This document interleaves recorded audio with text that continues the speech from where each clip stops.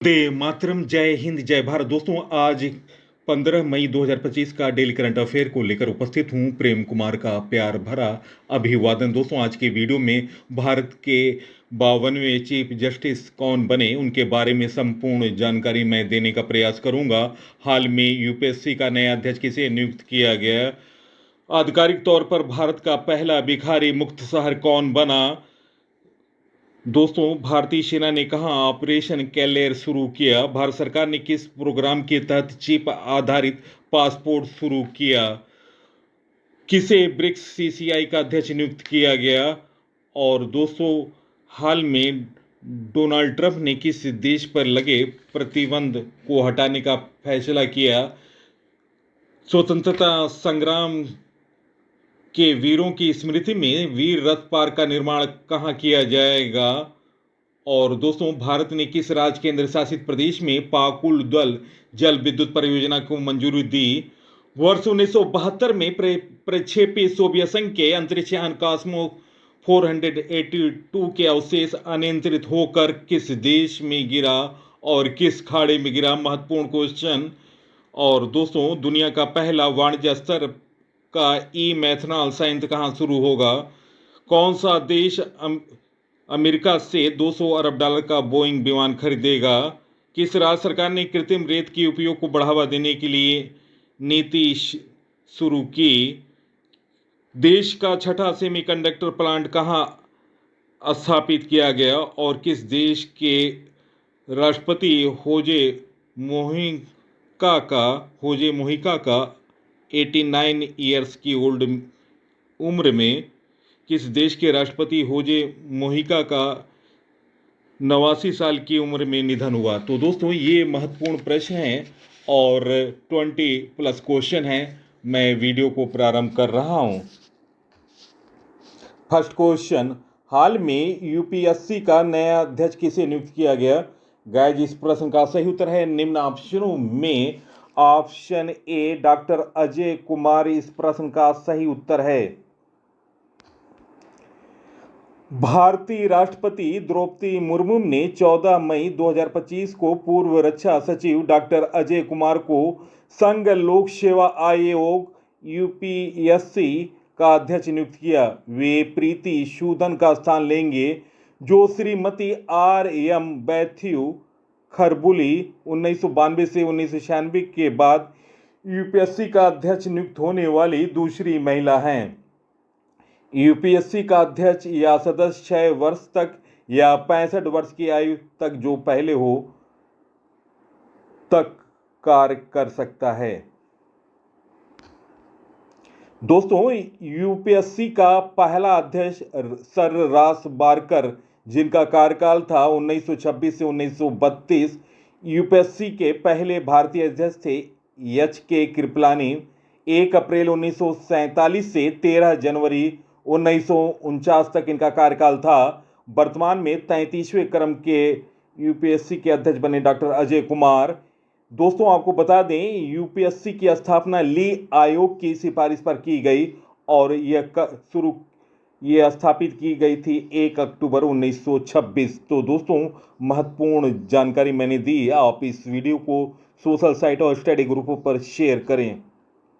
Next question, हाल में BRICS CCI का अध्यक्ष किसे नियुक्त किया गया। गाइज, इस प्रश्न का सही उत्तर ऑप्शन सी हरवंश चावला इस प्रश्न का सही उत्तर है।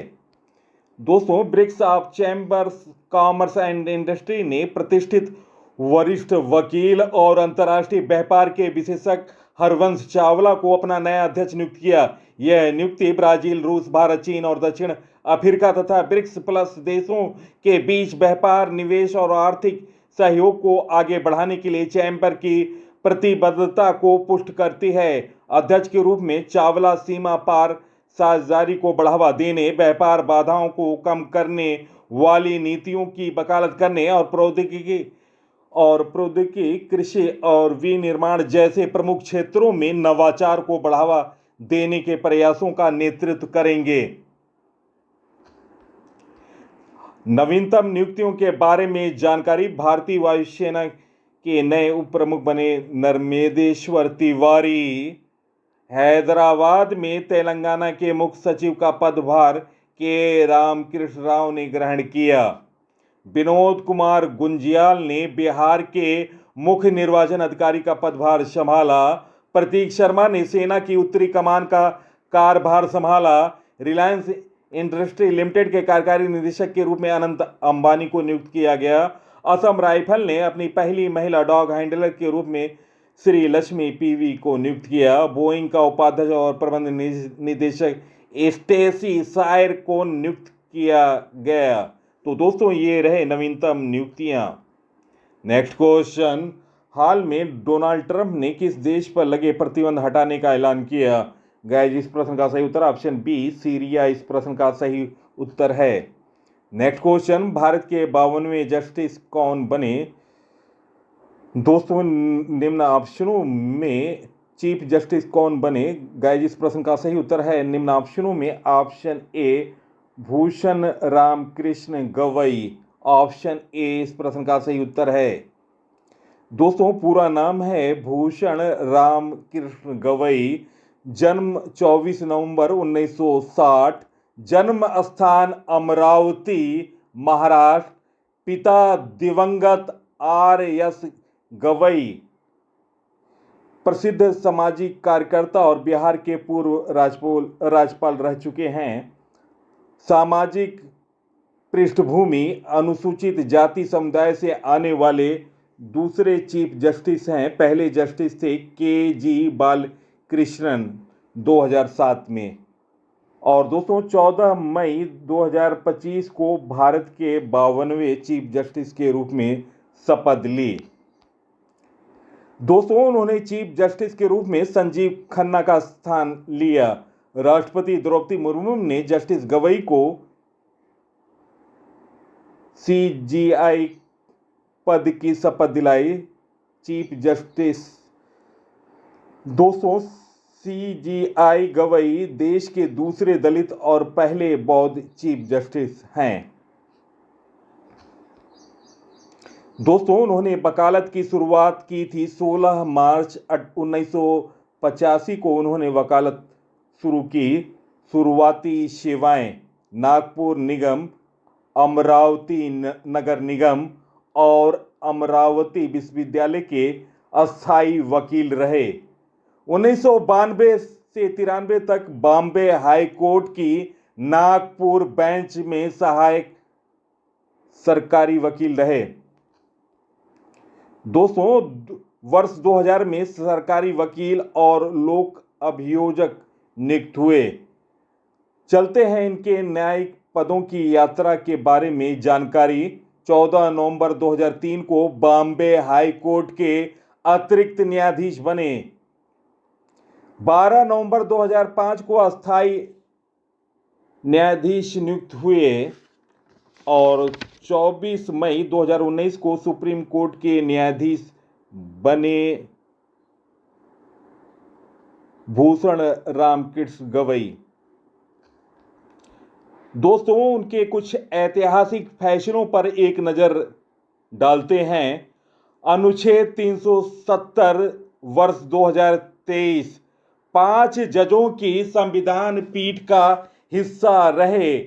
साथ ही उन्होंने सर्वसम्मति से जम्मू कश्मीर को विशेष दर्जा देने वाले अनुच्छेद को हटाने का समर्थन किया।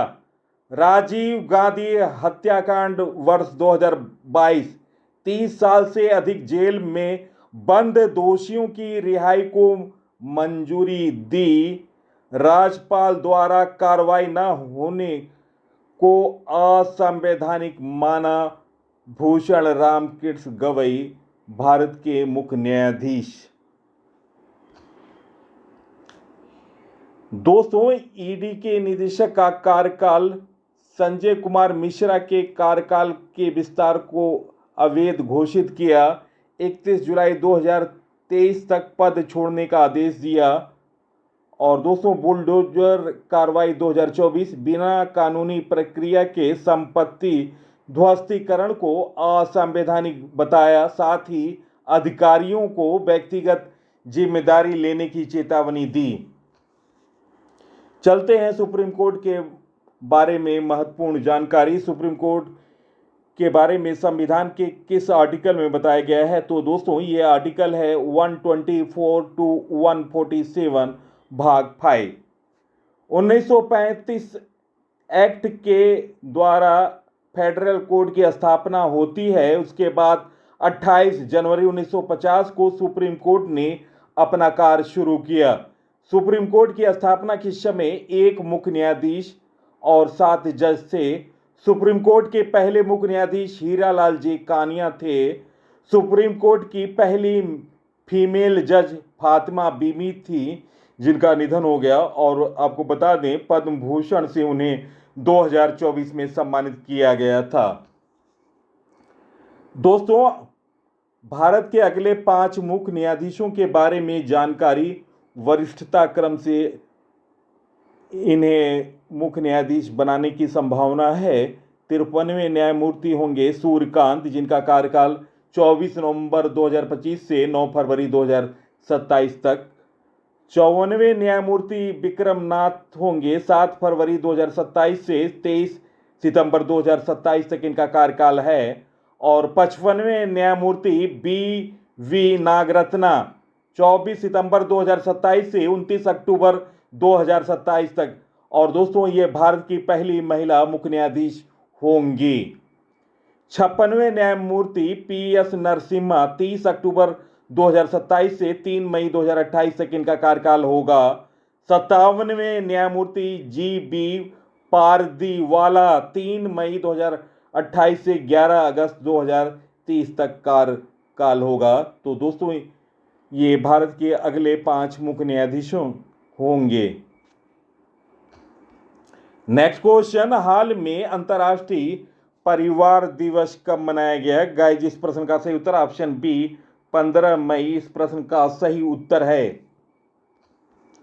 दोस्तों, हर साल 15 मई को इंटरनेशनल डे ऑफ फैमिलीज के रूप में मनाया जाता है। इसकी स्थापना 1993 में UNGA ने की थी। यह दिवस परिवार के महत्व को बताता है और उनके सामने आने वाली समस्याएं जैसे गरीबी, असमानता, इनके बारे में बताने के लिए ये दिन मनाया जाता है। 2025 की थीम है family oriented policy for sustainable development. दोस्तों, ग्लोबल फैमिली डे 1 जून को मनाया जाता है। International day of family remains development day 16 जून को मनाया जाता है। नेक्स्ट क्वेश्चन, वित्त वर्ष 2024 में सबसे ज्यादा जीएसटी राजस्व संग्रह वाला राज्य कौन सा है? गाइस, इस प्रश्न का सही उत्तर है निम्न ऑप्शनों में ऑप्शन बी महाराष्ट्र इस प्रश्न का सही उत्तर है। दोस्तों, महाराष्ट्र की राजधानी मुंबई है। महाराष्ट्र के मुख्यमंत्री देवेंद्र फडणवीस हैं। राज्यपाल हैं सीपी राधाकृष्णन। दोस्तों, फाइनेंशियल ईयर 2024-25 में 21.36 लाख करोड़ का जीएसटी कलेक्शन रहा। टॉप राज्य रहे महाराष्ट्र पहले नंबर पर, दूसरे नंबर पर कर्नाटक, तीसरे नंबर पर गुजरात, चौथे नंबर पर तमिलनाडु, 5वें नंबर पर उत्तर प्रदेश। जीएसटी से संबंधित महत्वपूर्ण जानकारी आप इसे नोट डाउन करें। जीएसटी लागू करने वाला पहला देश फ्रांस। वह संविधान संशोधन जिसके तहत जीएसटी पारित किया गया था 122। जीएसटी को भारत में पारित करने वाला पहला राज्य था असम। भारत का जीएसटी किस देश के मॉडल पर आधारित है? उत्तर है कनाडा। भारत में जीएसटी कब लागू हुआ? 1 जुलाई 2017। भारत में जीएसटी लागू करने का सुझाव किसने दिया? विजय केलकर समिति। सर्वप्रथम जीएसटी बिल का प्रारूप तैयार करने वाली समिति के अध्यक्ष कौन थे? असीम दास गुप्ता। जीएसटी की दरें कितनी प्रकार की हैं? तो दोस्तों ये दरें हैं 0%, 5%, 12%, 18%, 28%, जीएसटी पंजीकरण संख्या में कितने अंक होते हैं? उत्तर है 15 अंक। जीएसटी परिषद का अध्यक्ष कौन होता है? वित्त मंत्री। राष्ट्रीय सीमा शुल्क और जीएसटी संग्रहालय का उद्घाटन गोवा के पणजी में हुआ। तो दोस्तों ये रहे जीएसटी से संबंधित महत्वपूर्ण जानकारी। नेक्स्ट क्वेश्चन, हाल में किस देश के राष्ट्रपति रहे होजू मोहिका का 89 साल की उम्र में निधन हो गया? गाइस इस प्रश्न का सही उत्तर option A Uruguay.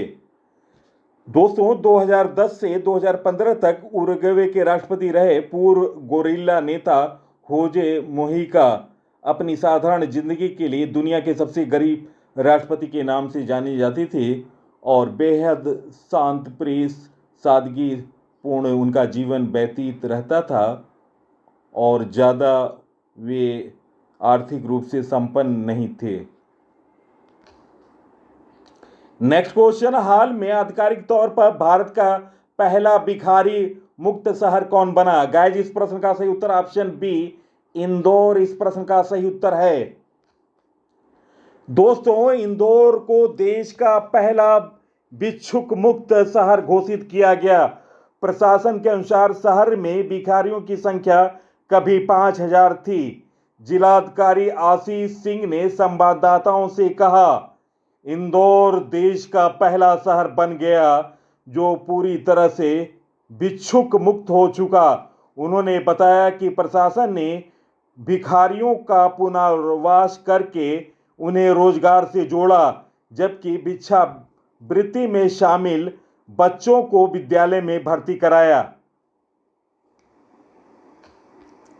Next question, हाल में देश का छठा सेमीकंडक्टर प्लांट कहां स्थापित किया जाएगा? गाइस इस प्रश्न का सही उत्तर ऑप्शन ए उत्तर प्रदेश इस प्रश्न का सही उत्तर है। उत्तर प्रदेश की राजधानी लखनऊ है।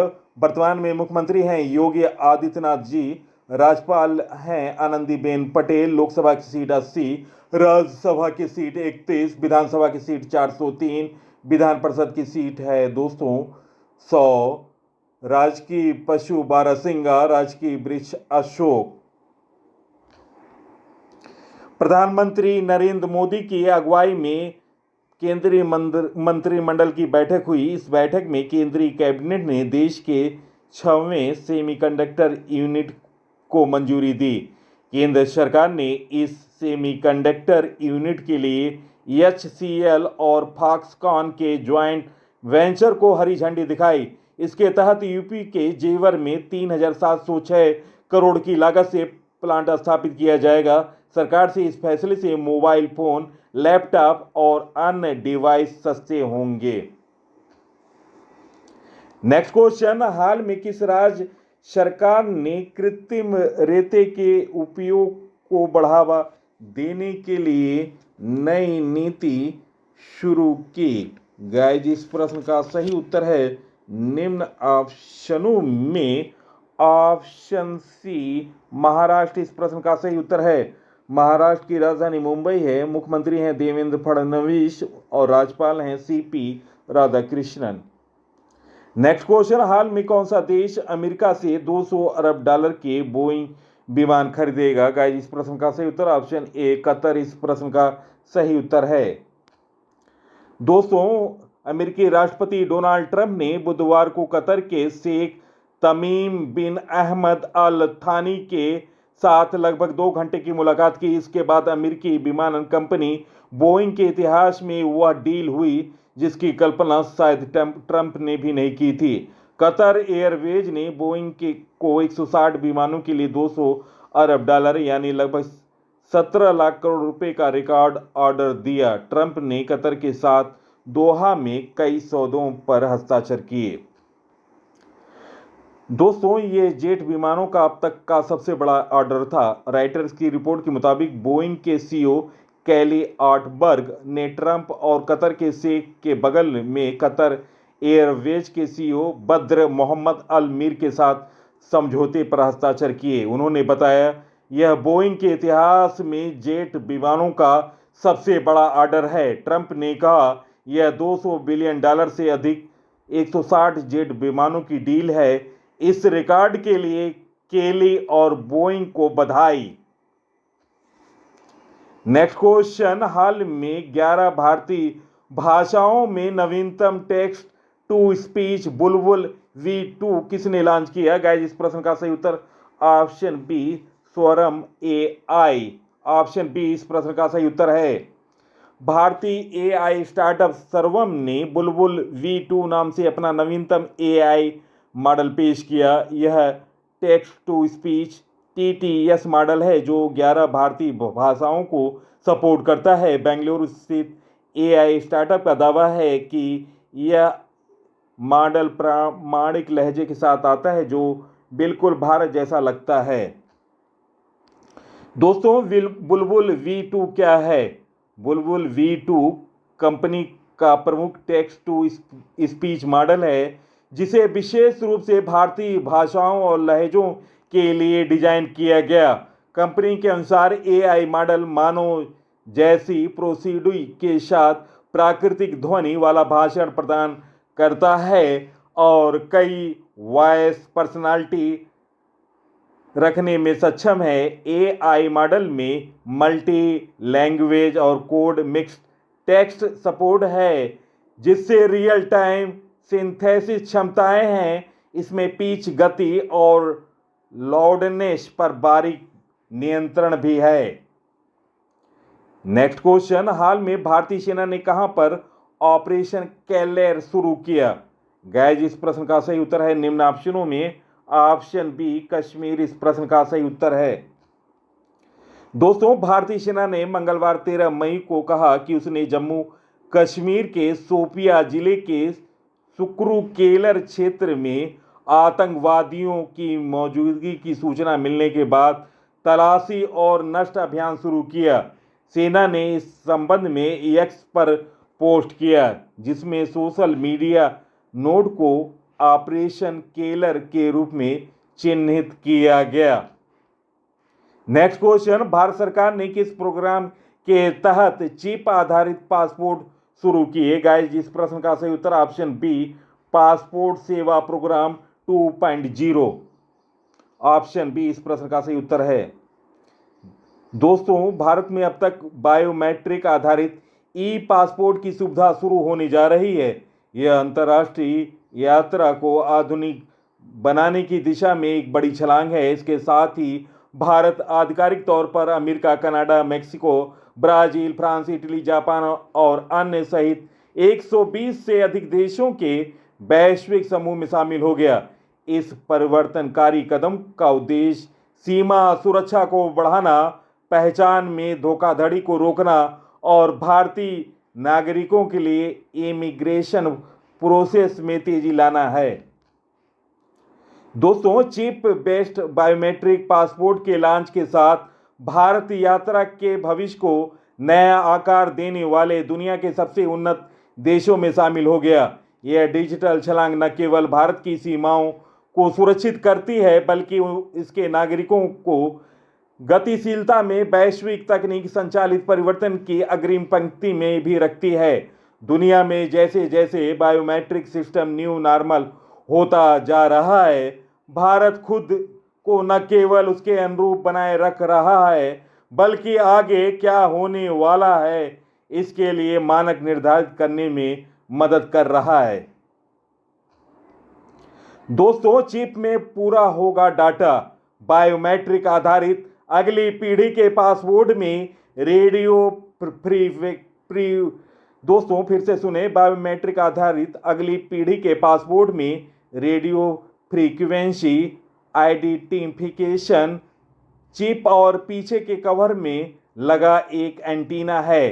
चिप धारक के बायोमेट्रिक और व्यक्तिगत डेटा को सुरक्षित रूप से संग्रहित करता है जिसमें चेहरे की छवियां, उंगलियों के निशान, नाम, जन्म तिथि और पासपोर्ट नंबर शामिल है।